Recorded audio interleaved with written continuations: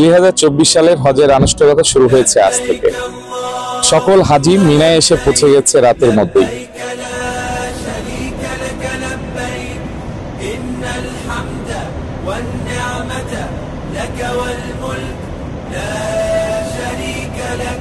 لبيك اللهم لبيك لبيك لا شريك لك لبيك إن الحمد والنعمة لك والملك لا شريك لك لبيك اللهم لبيك لبيك لا شريك لك لبيك لبيك والنعمة لك والملك لا شريك لك لبيك اللهم لبيك لبيك لا شريك لك لبيك إن الحمد والنعمة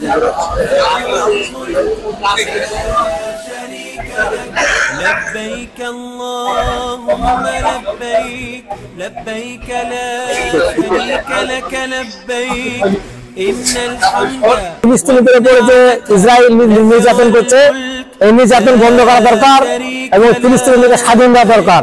আমি যত তাড়াতাড়ি হোক বিশ্ববাসী এই ফিলিস্তিনিদের মুক্তি দিয়ে তাদের গণহত্যা বন্ধ করে তাদের দেশটাকে স্বাধীন করে দেওয়া দরকার। আমরা আসছি, এটা আমাদের দোয়ার জায়গা, আল্লাহ তাআলার কাছে মাগফিরাতের জায়গা। হাজিদের দোয়া আল্লাহ তাআলা কবুল করে থাকেন।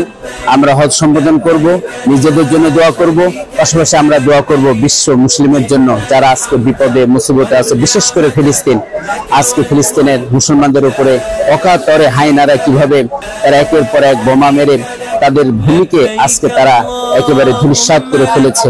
আমরা আল্লাহর কাছে কায়নবাক্যে দোয়া করি, আল্লাহ তাআলা যেন এই হাজিদের দোয়া কবুল করে নিয়ে ফিলিস্তিনকে একটি স্বাধীন দেশ হিসাবে আল্লাহ তাআলা কবুল মঞ্জুর করে। নিয়ত করে ইরাদা করে ইহরাম করে এখানে এসেছি। আমরা সকলেই চাই যে আমাদের হজ আল্লাহ কবুল করুক, আমাদের গুনাহ মাফ আল্লাহ পাক করবেন, তার জন্য পুরস্কৃত করবেন। আমাদের দেশ এবং জাতি, আমি দেশ জাতির মঙ্গল আমরা এখানে কামনা করব। জীবনের যত গুনাহ খাতা আছে আল্লাহ যেন সকলের গুনাহ খাতা মাফ করে দেয়। ব্যক্তিগত চাওয়া হলো আমি যেন সুস্থ থাকতে পারি, হজটা যেন সহজ এবং সুন্দরভাবে যেন করতে পারি সবাই মিলে, শুধু আমি একাই না, এবং আল্লাহ যেন সবারই হজটা কবুল করে।